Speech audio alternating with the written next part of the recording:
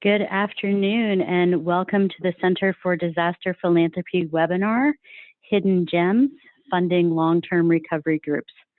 My name is Tanya Gulliver-Garcia. I'm the Director of Learning and Partnerships at the Center for Disaster Philanthropy, and my pronouns are she, her, hers. This webinar is co-sponsored by Giving Compass, the National Voluntary Organizations Active in Disasters, Philanthropy California, Philanthropy New York, Philanthropy Northwest, the Southeast Council of Foundations, the Funders Network, and United Philanthropy Forum. Just a few reminders before we get started. We are recording this webinar, and it will be available on our website and on our YouTube channel shortly after the webinar is complete. And while you can access Zoom-created captions today, we will have more accurate captions in the recording next week. You can submit questions at any time using the Q&A box, and we will answer them at the end of the panel presentation. If we don't have time to answer them today, we will create a document that summarizes the questions and answers. If you're on Twitter, please use hashtag CDP4Recovery to share and join the discussion, and we would love to see an active Twitter engagement as well. And at the end of the webinar, there will be a short survey, so please complete this as it helps us improve our webinar offerings to better meet your needs. CDP starts all its webinars with a land acknowledgement to recognize the original stewards of the land where we live and work. I have spent most of my life in Treaty 13 territory, which is known in English as Toronto, Ontario. And this land is the traditional territory of many nations, including the Mississaugas of the Credit, the Anishinaabe, the Chippewa, the Haudenosaunee, and the Wendat people. I now live in Bulbantia, the place of many tongues, which is also known as New Orleans, Louisiana. Bulbantia served as a major pre-colonial trade hub for the region and is home to more than 40 indigenous nations, including the Chitimacha, the Choctaw, the Atacapa Yishak, the Caddo, the Homa, the Tunica, and Natchez nations. We acknowledge that Indigenous peoples have been displaced and disenfranchised from the land, not just by natural or environmental disasters, but by the social, economic, and cultural disaster of colonialism. We also must consider the ways by which philanthropy and data have become colonized and need to become decolonized. Despite centuries of theft and violence, this is still and always will be Indigenous land. Indigenous people are still here today, demonstrating innumerous talents and gifts and amidst continued oppression and colonization.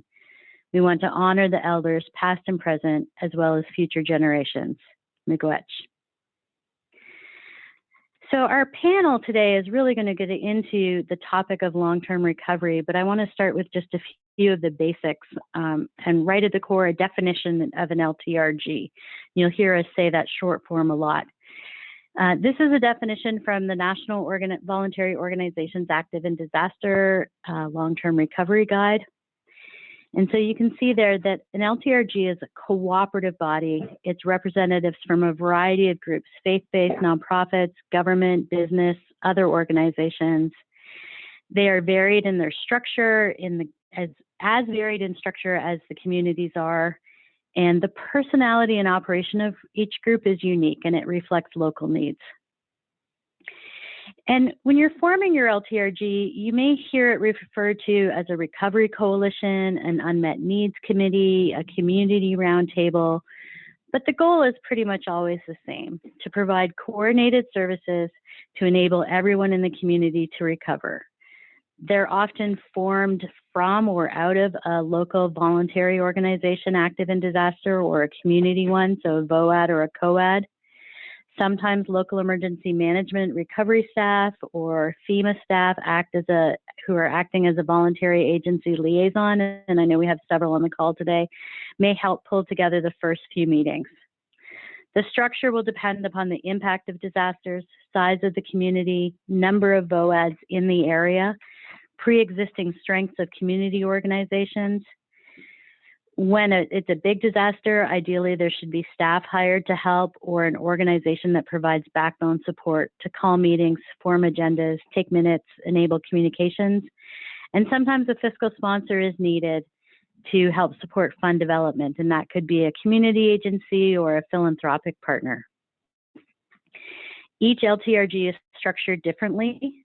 Small disaster in a small community might meet as a committee of the whole, where a large disaster in a major city might see the work divided into several subcommittees. And you can see here an example from Monroe County in Florida after Hurricane Irma. So they had several subcommittees: crisis counseling, spiritual care, unmet needs, case management, finance and donations, volunteer coordination, construction, government coordination, communications. You don't need to do that. You need to do what works for you. And it might be this, it might be just everybody working together.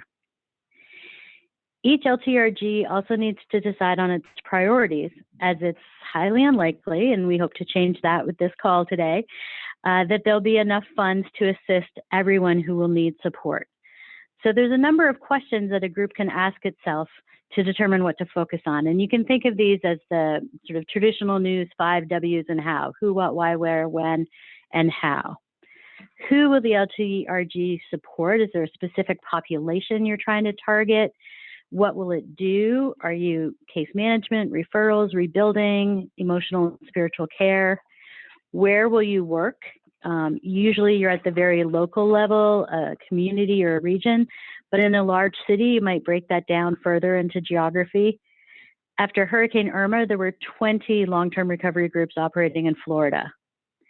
And then when will it wrap up? And this is something to think of from the beginning. Are you time limited, or are you going to work until everyone is home?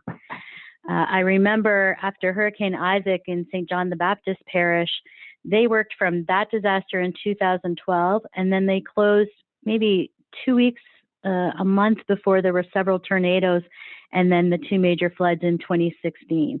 So they closed operations and reopened within weeks.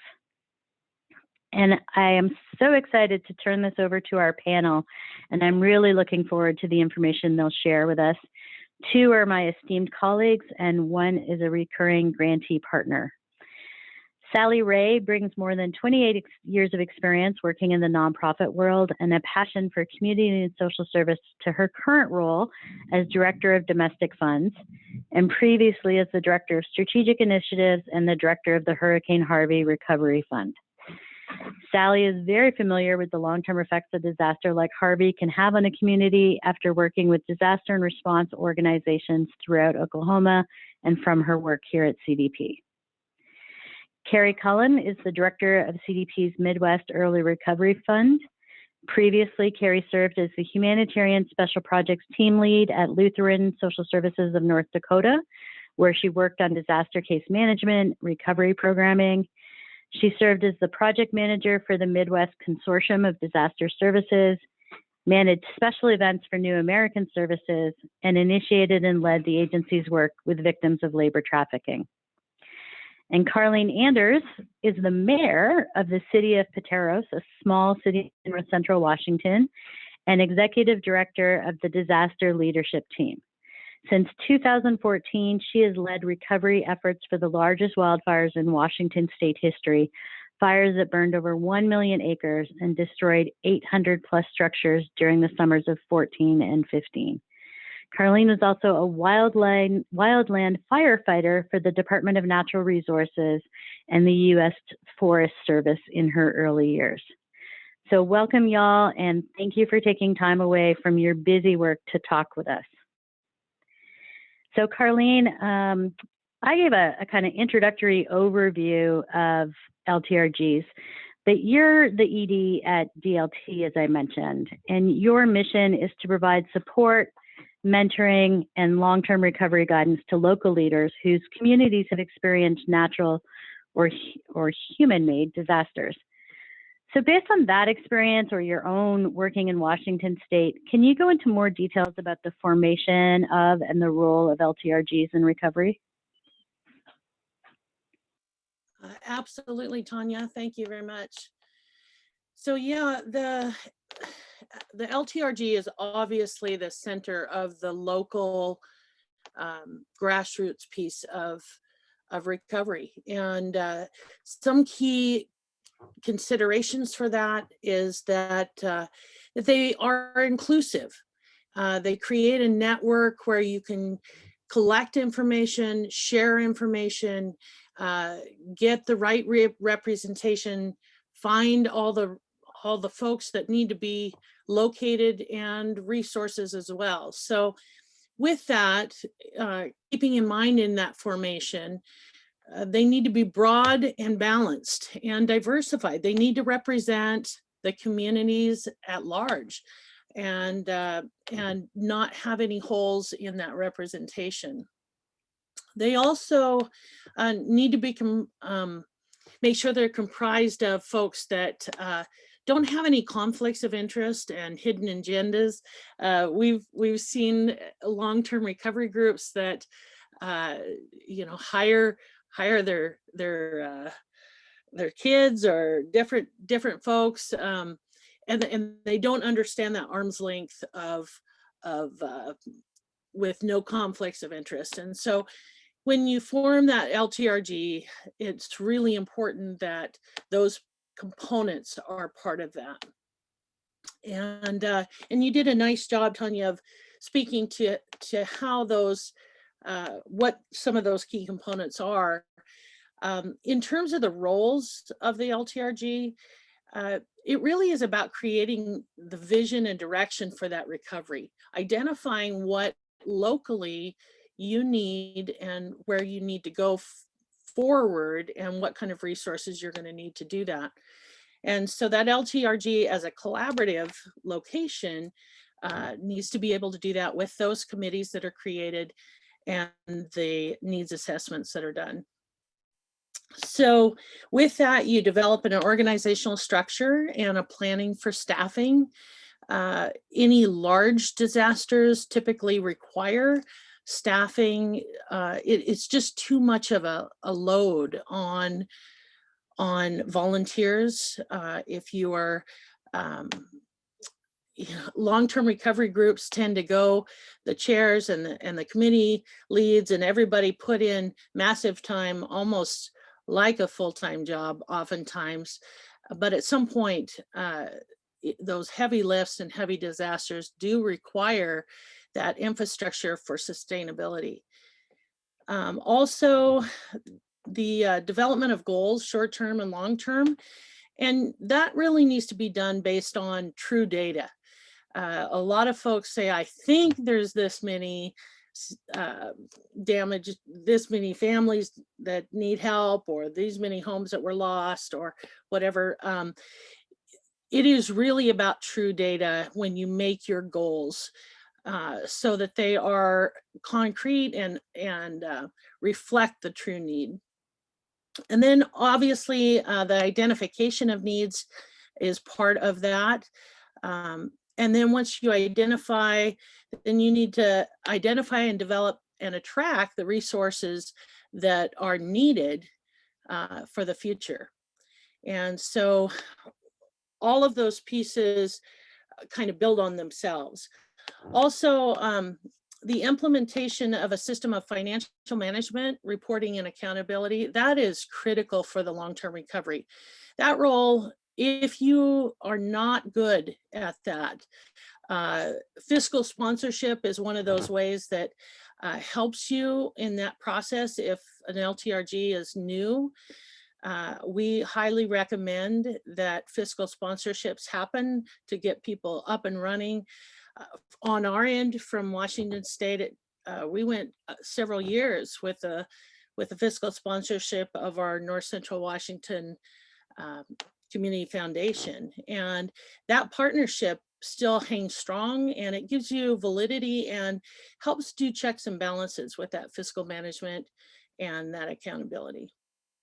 And then also you need to create and execute policies and programs of recovery, and communicate these with clarity and transparency to clients, stakeholders, and the general public. So as most people know, expectation management is critical, and what you deliver and what you're planning to do needs to be very clear and for all parties involved. And so with that, it's just those are some of those key roles that the LTRG, if they do those things, stand for good recovery. Thank you, Carlene. I think between us, we've hopefully provided a really good overview. And so I think sometimes it's really helpful to get very practical, but also to see examples. And so I'd like to ask all y'all to describe an LTRG that you've worked with or that you funded that you think has done really good work. And I know, at least for our team, they had a really hard time deciding which one they would choose to highlight. But Cari, I'm going to start with you. Great, thanks, Tanya. I just going to start by saying that I completely love the long-term recovery groups that we're working with. It is kind of just a joy and a privilege to see communities come together and their assets really come to play to help people get home. So I'm going to start and just talk a little bit about the Heartland Recovery Group, which was formed after the 2019 flooding in Nebraska. So they work in 4 counties in Nebraska, so it's quite a large area, and they're in and around Grand Island, so the central Nebraska region. So in this instance, there was already a strong community coalition working in the area, and then during the flooding event, they stepped in and started doing whatever was needed to help their region respond. They didn't have any other disaster really response or recovery experience before this disaster happened. And as that response moved into recovery, we at CDP with the Midwest Early Recovery Fund provided some technical assistance around long-term recovery group strategies and services. We gave them some funding so that they could have a disaster recovery coordinator / outreach coordinator, so someone that would kind of lead that long-term recovery group's mission, and then also make sure that everyone in that area who had impact and damage was reached. And then they hired 2 disaster case managers, which they chose to call advocates for their clients. The long-term recovery group, they were able to assist families throughout that entire 4-county area and worked really hard to figure out those pieces. Ruja, if you could go to the next slide, I think we have a picture of them. There they are. I would say that their success really came when in 2020, as they were in the midst of flood recovery and the pandemic response became necessary, and we saw what had been formed as this coalition around helping their community really get implemented at the next level to ensure that they knew where the needs were, they knew the people and the networks, and they were able to make things happen efficiently and quickly. And for this group, I was especially proud of some of the choices that they made about ensuring that everyone got reached. So they actually located their disaster case managers or advocates into the rural communities. So we might not think of Grand Island as a large community, but it is kind of the hub area. So instead of locating those disaster case managers in that area, they located them outside in 2 small communities so that there was equitable access to those resources for everyone. Great. It sounds like an awesome organization. Sally, I'm going to go to you to talk about the one that you chose to highlight. Thanks, Tanya. And I have a slide too, if we want to switch to that. I've had the great pleasure to work with many outstanding long-term recovery groups here in Texas, of course, but now as I've become involved in grant making throughout the US and our territories, I'm getting to know a lot of them throughout the US. But the one I've chosen to highlight here is Orange County Disaster Rebuild. This one in particular, I first worked with as a grantee for the Hurricane Harvey Recovery Fund. In the beginning, Orange County was part of a tri-county long-term recovery group that included Hardin and Jefferson counties, a part of Southeast Texas near the Louisiana border that we call the Golden Triangle, which is pictured here in gold, appropriately. Pretty early on, these 3 counties kind of discovered that there was more than enough to do in each one of their counties. So they became 3 separate long-term recovery groups, but they still work really closely together to support their communities. And 2 of them are, or were, and still are in one case, CDP grantees. I highlight Orange County here because they've not only supported community recovery from Hurricane Harvey, but they have continued to respond to disaster after disaster affecting this part of the state. From Harvey and other floods and storms, including a wave of hurricanes and tropical storms last summer, to COVID, to the winter storms that affected Texas in February, Michelle Tubbleville, the executive director there, has readied her team and her resources to support her community. And Orange County Disaster Rebuild has become an integral part of the communities there. Everyone knows Michelle, and they know that this group will be there to help them recover. We've now provided 3 grants to Orange County Disaster Rebuild, all of them to support their capacity and their sustainability. In other words, we literally help them maintain staffing levels and to do the work to be done, and to be able to do the work to be done. And just this year, Michelle was named Citizen of the Year by the Greater Orange Area Chamber of Commerce. I mean, that's a pretty cool thing, right? Orange County Disaster Rebuild is making a real difference in this part of Texas. It's as an integral part of this community, as a good representation of this community in recovery. And it's an example of what's possible when we help build the capacity for recovery. Oh, and if y'all are ever in the area on a Friday, stop by their Food Truck Fridays, that fundraiser, because I hear the funnel cakes are pretty amazing. At least that's what Michelle tells me. Thanks, Sally. I was thinking about heading through Texas tomorrow, actually, so maybe I'll have to time it to go to the Food Truck Friday. Carlene, let's go to you. And I think you're also in Texas talking about an LTRG down there. Yes, I am. Yeah, the Harvey response from the DLT side, disaster leadership side, we had quite a few mentors throughout Texas that helped, and this one for me directly was a real challenge when we came in. And there were 3 different long-term recovery groups that were forming and organizing, and Bloomington area for this for these counties, for Victoria County, the Bloomington area was very depressed and high Hispanic numbers, low income area, and so there was concern with the LTRG forming inside Victoria, and so they so when we came in, we worked on trying to figure out those 3 groups who didn't know each other, started to get those folks together, and they we actually met in a barbecue place. They got to pick the location, and these folks got to meet each other and start talking and start trusting, and figuring out how to put all the pieces together and collaborate together in a larger sense. Because if the long-term recovery groups got too small and were trying to do their own thing, then what we saw is that some of those pieces, they just were forgotten or bypassed and not inclusive. And so this group did amazing. And Mark Longoria, who ended up becoming the president of the long-term recovery group, he was an assistant pastor at a large church there that was doing a lot of work. And we had a county commissioner, Danny Garcia, who also was very involved and passionate in the Bloomington piece.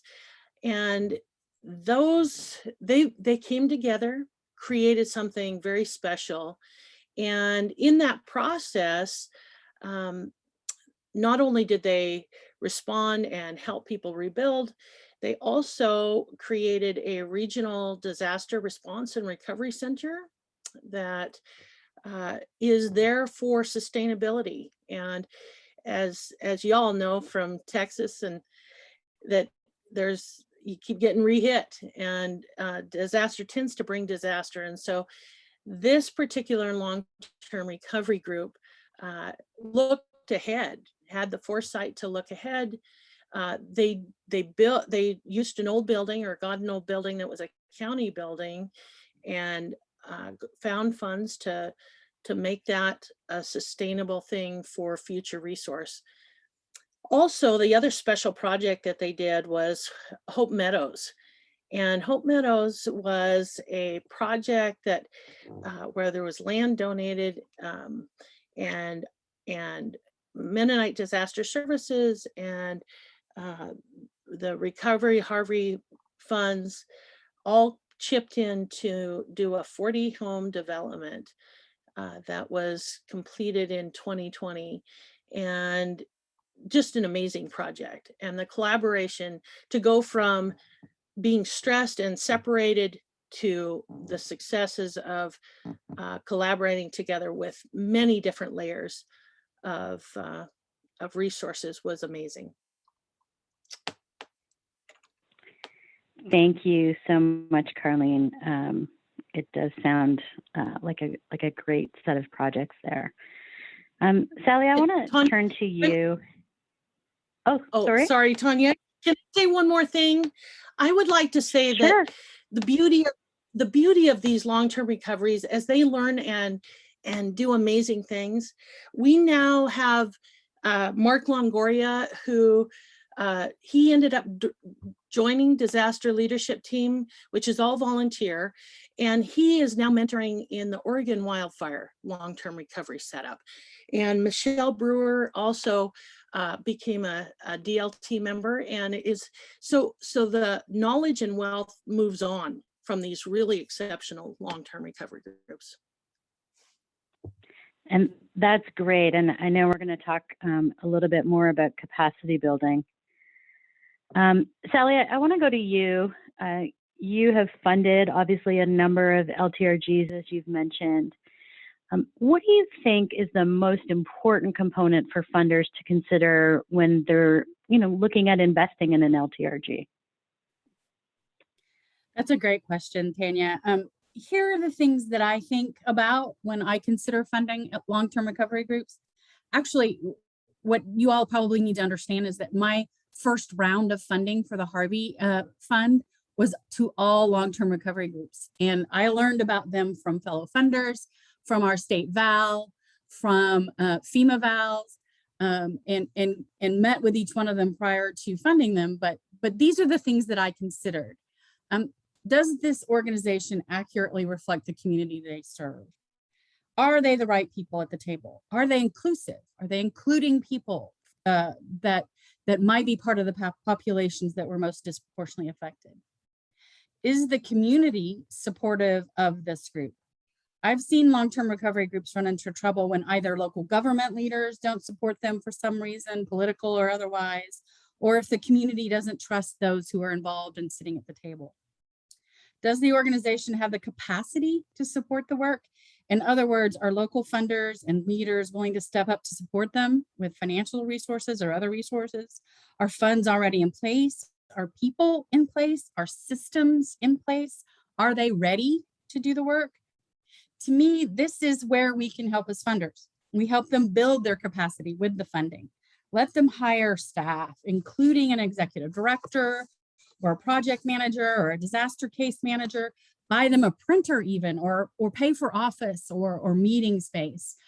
Part of what happened in Victoria, that was funding. That was funding from multiple funders for them to be able to have that building turned into a disaster recovery space.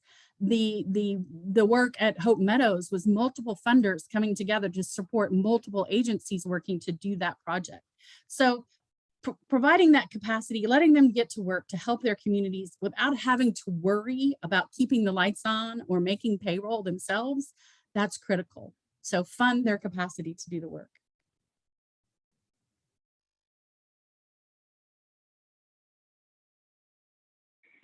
I think that should maybe be your next tattoo, Sally, because I've heard you talk about capacity building so much. Your home state is a little bit like me here in Louisiana. Texas gets hit with a number of disasters each year. So talk a little bit more. How have you seen the investment in LTRG capacity building pay off in future disasters and other disasters? Well, as you, like you said, it should be tattooed probably on my forehead or on my heart or something, because it is, I pound the table with this message repeatedly. A lot of the LTRGs we funded through the Hurricane Harvey Recovery Fund and other funds we have, they continue to support recovery in their communities even today. And Harvey was what, years ago, almost 4 years ago this month. So they continue to support recovery because we've helped build their capacity and we've sustained their ability to do the work. We funded them multiple times with the Harvey, some of our groups multiple times with Harvey, but now I have sitting here in front of you this slide, Orange County Disaster Rebuilds has received 3 grants from CDP for not just Harvey, but for the 2020 hurricanes and the 2021 winter storms. Victoria County, which you just heard about from Carlene, we funded them twice with Hurricane Harvey, and then we've just given them an additional grant to help them and support their communities recover from the winter storms. Same thing with Galveston County Recovers, and Coastal Bend Disaster Recovery Group just got notified today, as a matter of fact, that they're getting a grant to help sustain their work and to provide capacity for them for their work for the winter storms that hit in February. All of them are still in existence and still doing good work and still supporting recovery in their communities, which we know to be long-term, right, Tanya? I mean, you live in Louisiana, you still have recovery going on from Katrina and other storms that have happened. And then you got slammed with being in the cone of uncertainty for 7 storms last year. But all of these groups are in existence today and doing great recovery work because they had the capacity, because funders believed in them and supported their staffing structure, their office structure, whatever they needed to be able to not worry about those things so they could go out into the community and do the great work. Thank you. And definitely in talking to Michelle to make the 2020 hurricanes grant, could definitely see the growth of the organization through the last few years and what they've been able to do. Cari, I want to shift to you for a minute. You're working with the Midwest Early Recovery Fund, and y'all address low attention disasters that are often, not declared by FEMA, maybe not even in the news. Can you talk about how local funders can develop and support LTRGs? What's their role? Yeah, so great question. And I hope that as we're going through this, what we're hearing too is that these long-term recovery groups are, they're scalable for both the large and the small.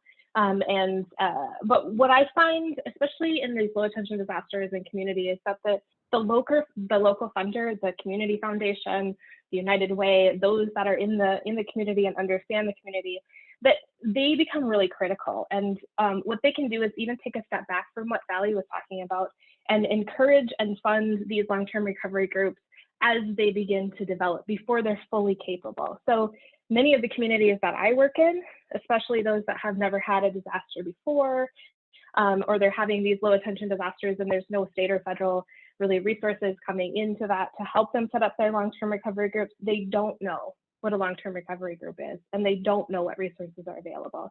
So local funders can really bring those resources to the community, to bring the training, to help them with the development. Often what we find in these communities is that a grassroots kind of group begins to develop. They're the interested community members, they're faith leaders, they're social service providers, and concerned citizens. And these informal groups, and honestly in some communities, it's 1 or 2 people can be enough to get it going as champions. But when they're given some direction and encouragement and support, they really develop into strong advocates for recovery for their community. And it becomes a really solid basis for these long-term recovery groups to start and to continue. So local funders can be the ones who gather people together, and they can support the gathering of information. They can play that role of convening groups and leaders to get conversations started, to even spark that idea that we can pull a group together to work on this. They can be the connector between sometimes siloed entities, like sometimes the nonprofit community and the Chamber of Commerce or the small businesses and the government. They're all kind of operating in different spheres, and funders can help to pull them together. And Funders can also help bridge from inside the community to those resources that are outside the community. I think one of the big roles is that funders can participate.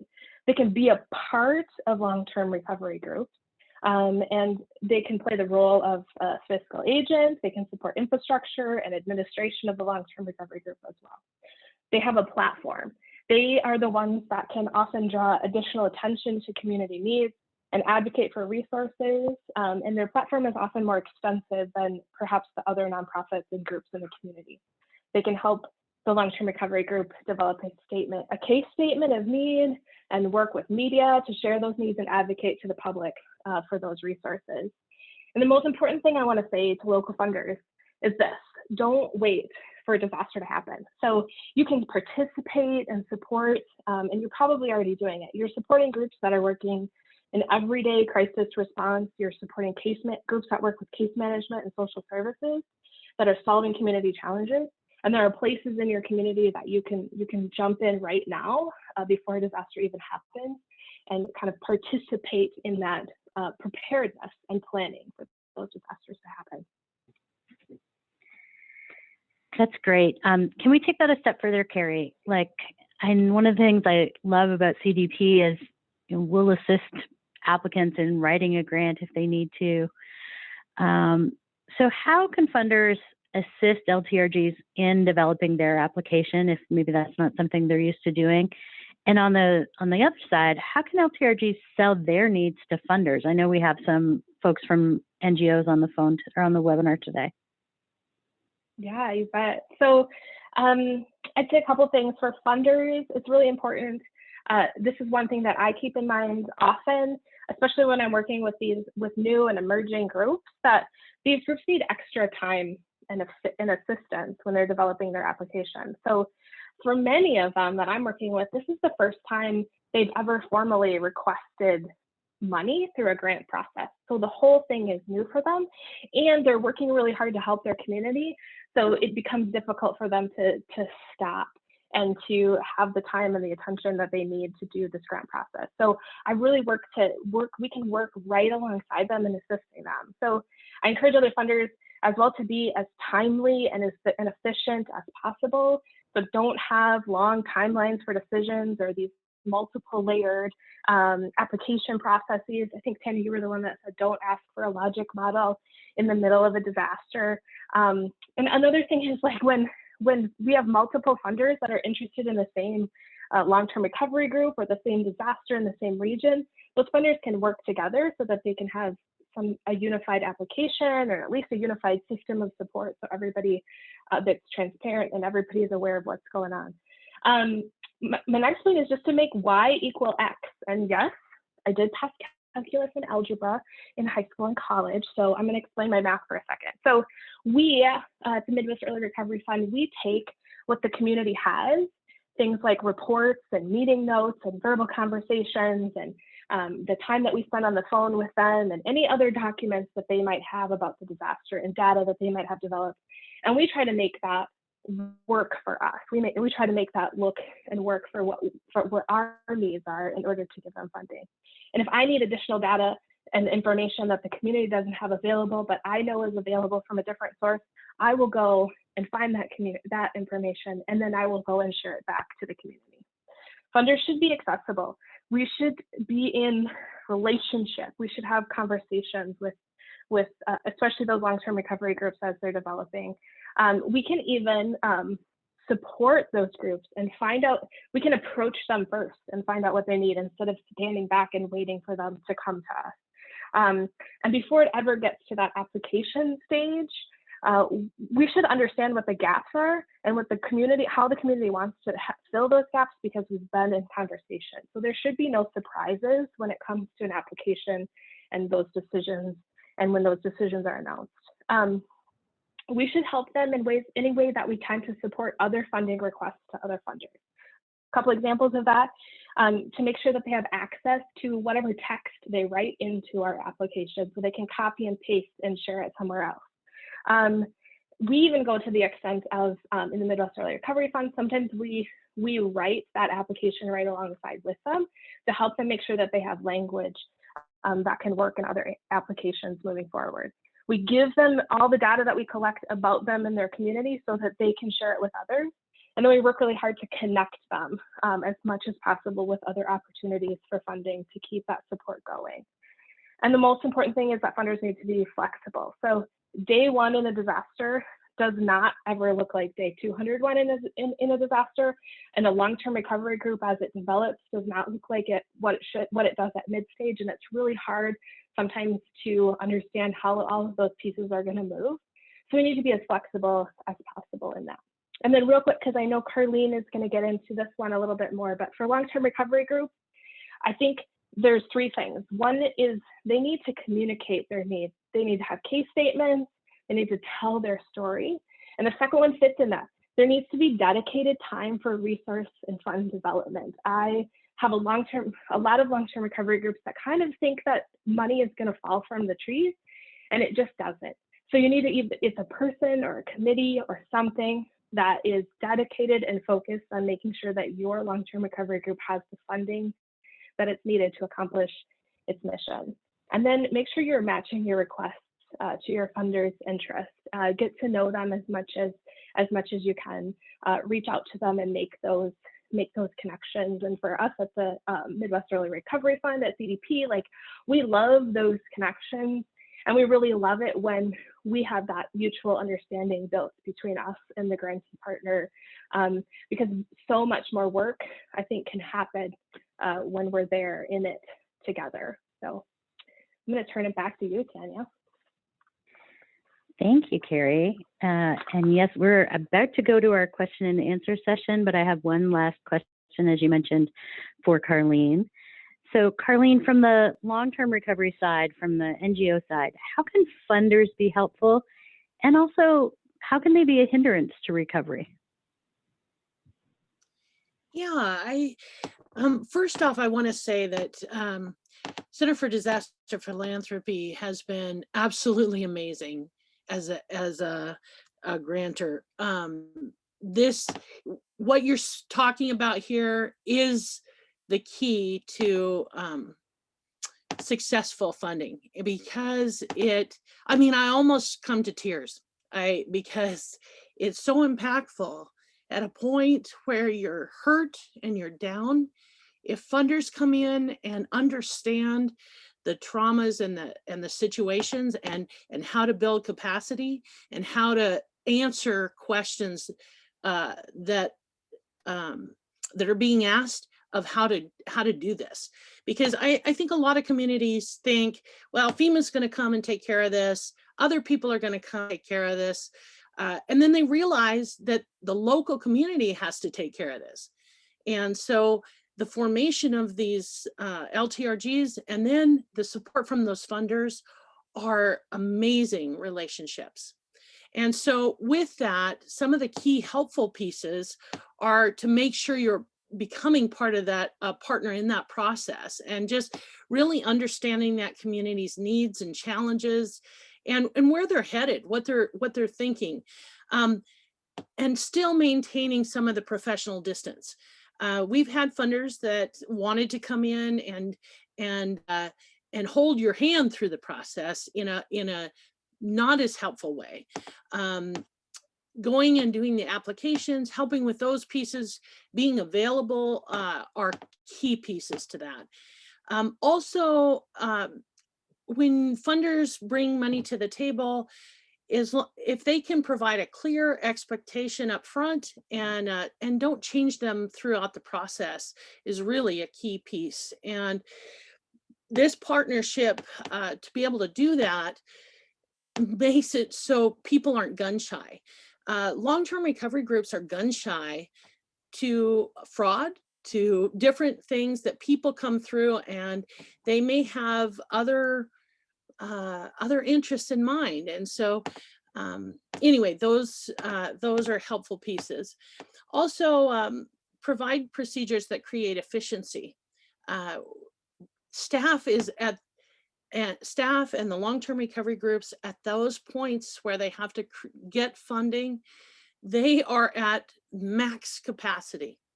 It is the most busy they have ever been in their life and probably will ever be in their life.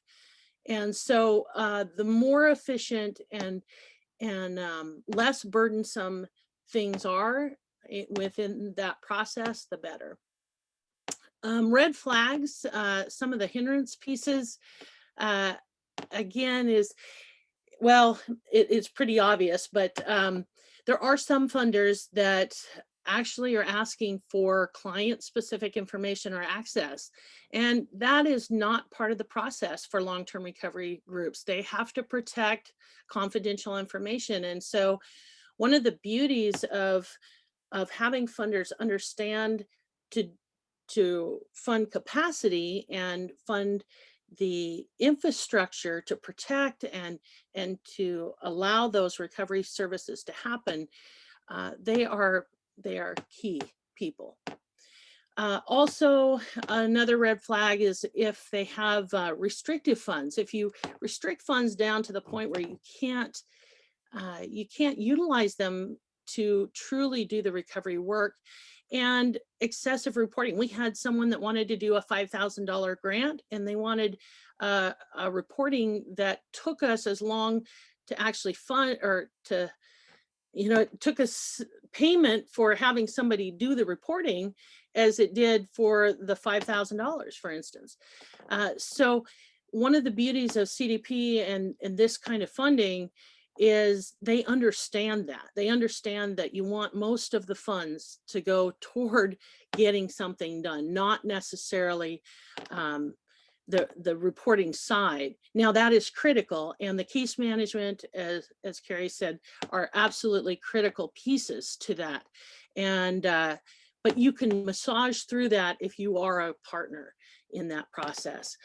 The last red flag is when there's an ulterior agenda or focus, and that doesn't happen very often other than recovery, but we have seen some groups and that we've red flagged among ourselves as long-term recovery groups, because they're looking, they have another agenda, either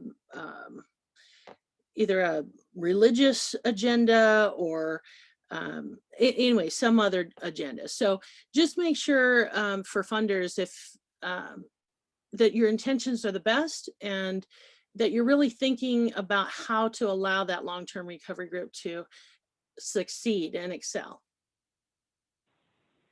Thank you, Carlene. I know a group that I just funded for unmet needs also said that they have a couple funders that are that need all of the information for each individual case before they release any of the funds, as opposed to letting the group do the work. So trust in your grantee, I think, is a message CDP likes to put across. So we're going to move to the Q&A, and we have so many questions. So again, we are going to create a follow-up document that will ensure that all the questions are answered. Sally, I'm going to come to you with this one. We had several questions submitted about fiscal sponsorship. And while we don't do fiscal sponsorship ourselves, we do receive a lot of grant applications where somebody has a fiscal sponsor. So when you're reviewing that grant proposal, what are you looking at in terms of assessing the viability of a fiscal agent? What do you think funders should find out from an LTRG before they decide to be a fiscal sponsor? That's a great question, Tanya. And it's kind of a case-by-case basis, but with my experience with long-term recovery groups, and I'm sure Carlene could back this up, they're new organizations that happen right after a disaster event occurs. So they aren't typically, already a 501c3 organization. So they often will have a local funder or a local United Way or something like that that will act as the fiscal sponsor for them. And even that can even go on long term. Oftentimes United Ways or community foundations are an integral part of that long-term recovery group and maintain the fiscal resources for that organization. And that's helpful. What I look for in a fiscal with that relationship, though, is that it is a solid and consistent relationship, that there's an MOU between those organizations that spells out what's expected of each one of them, that the long-term recovery group still has responsible policies in place that will feed up to the responsible policies of that fiscal agent. And when we're doing, our due diligence review, in that case, we're going to do a due diligence review of that fiscal sponsor. We want to see their 990s, their IRS determination letter, their audits and internal protocols.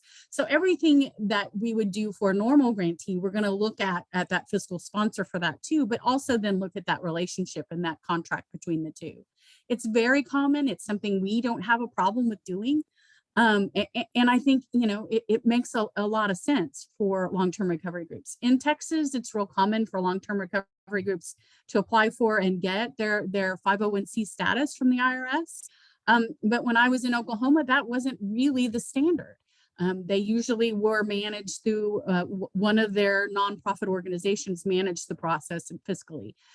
So it's real common. And I think, if you are looking at potentially being a fiscal sponsor, make sure they still have those responsible policies and procedures in place that you can, that then align with the policies and procedures that your organization has as well. Thank you. Cari, I'm gonna come to you next, I think. So we have so many questions to choose from. One of the things that, not actually being from the United States originally, that surprised me was how many immigrants and refugees are working in the Midwest. Can you talk about how LTRGs can, really work on and expand and include those populations, second language groups, that kind of thing? Yeah, it is surprising to a lot of people how diverse the Midwest and the region that I work in are. We do find a lot of refugee immigrant populations and places where there are large meat packing plants. So I've been seeing some really good examples of long-term recovery groups and encouraging things like hiring a bilingual case manager. So if at all possible, instead of or a disaster coordinator. So instead of relying on translation services or interpretation, you actually find someone who understands the culture and the language and can work directly with those clients as much as possible to meet those needs. Often, if we're talking about the Latinx population, the Catholic Church can be a really good connector and a place to really get involved in a group that's interested in serving that population. And there's also just a wide variety of immigrant advocacy and migrant worker advocacy groups. So it's also looking at some of those non-traditional partners in the community that you wouldn't maybe typically think of as far as disaster recovery, but that they're on an ongoing basis working with those populations for crisis management and maybe case management and support. So another group would also be any refugee resettlement agencies or organizations in and around the community would be a great resource for you to turn to. On the other side, if you want to diversify your long-term recovery group and make sure that everyone in the community is represented, you have to think about things like, when do you have your meeting? So I've had long-term recovery groups that want to have their meeting in the middle of the day, and all of the moms are working, so they have no mothers available on their long-term recovery group. Or all of the immigrants in their community are at work on a shift in a different place and aren't available. Or I've had groups that now they'll offer childcare to make sure that everybody can come and participate as is able. And so it's also just reducing whatever barriers, as much as you can, to reduce barriers to ensure that people can be involved. And the last thing that I'd add is more and more, we're also encouraging long-term recovery groups to have a person, if it's a population that they want to reach out to and make sure is represented, to invite them into a leadership role and to respect a different culture and different ideas around leadership, but make sure that they're not just included as a token in your group, but they're also included in leadership in different forums and in different ways to do that. Really, really great points. Thank you. Carlene, I want to go to you, and there's a few questions I'm going to combine into one. Folks are asking how LTRGs play with government, especially, I guess, in terms of how do we get economic recovery to merge and work with LTRGs or emergency management offices or any other sort of formal recovery structures that are established. How can LTRGs partner most effectively with those? Yeah, I think invitations and discussions, meeting face to face, and COVID makes it kind of difficult in that right now, but those are helpful ways to collaborate with those. It's really important that the municipalities and government pieces do their part doing CDBG funding, which is and other rural development and other pieces where they can contribute.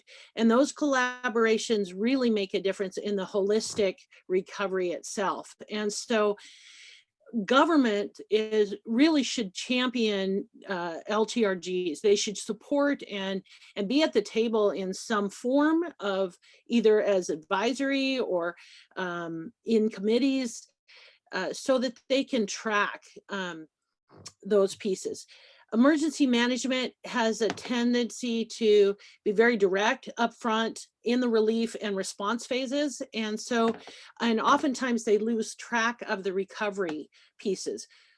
It's really important for LTRGs to maintain those folks as part of the discussion and part of the report back to keep them involved. Thank you.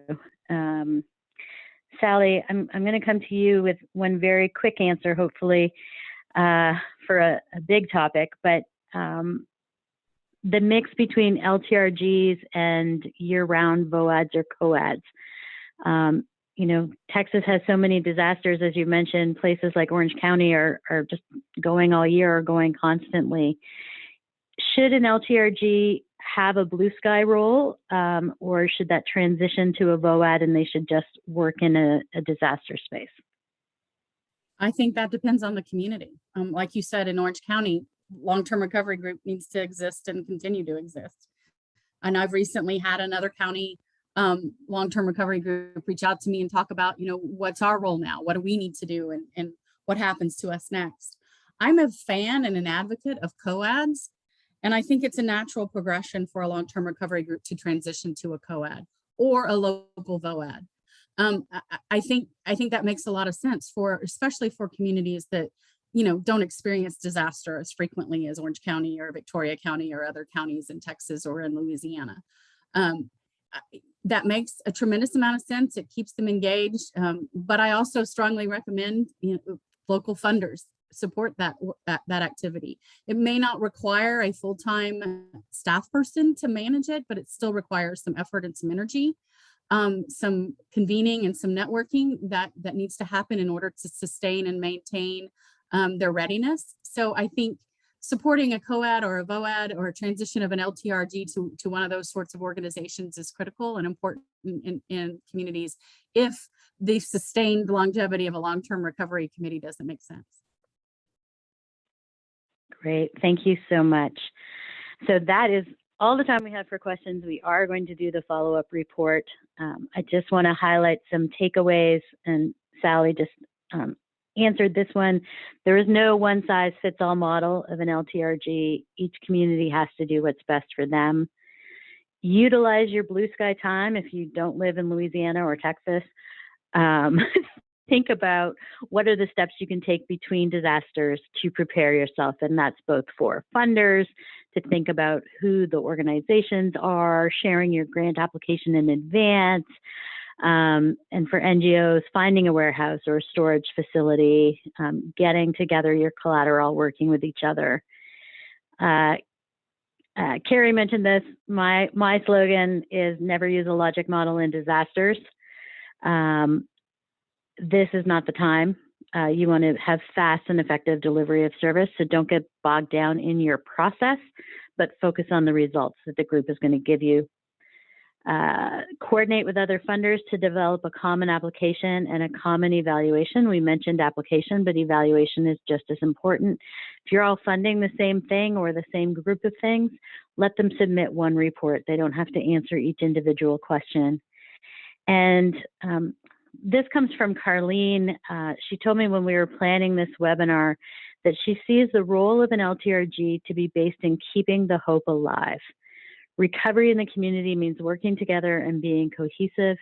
It's an opportunity to remind residents, especially those affected by disaster, that there's a better future ahead. Several of our questions dealt with CDP. There are lots of information on our website. There's issue insights, there's disaster profiles, sign up for our monthly newsletter. We are always available to provide guidance, or if you need more in-depth assistance, we have consulting services available. So go to disasterphilanthropy.org and take a look at what we offer. If you're a funder thinking about diving deeper into disaster response funding, we also have a playbook, a disaster philanthropy playbook, disasterplaybook.org. Our next webinar, because we are doing them every month, is September 9th at 2 p.m. Eastern. COVID-19's long tail, developing a mental health strategy for recovery. So thank you to our co-sponsors, Giving Compass, National VOAD, Philanthropy California, Philanthropy New York, Philanthropy Northwest, the Southeast Council of Foundations, the Funders Network, and United Philanthropy Forum. Special thanks to Sally, Cari, and Carlene for taking time to share their insights with us. If you have any questions that were not addressed, you can put them in the follow-up survey, or you can send me an email, tanya.gulliver-garcia@disasterphilanthropy.org. Thank you, and have a great afternoon, everyone.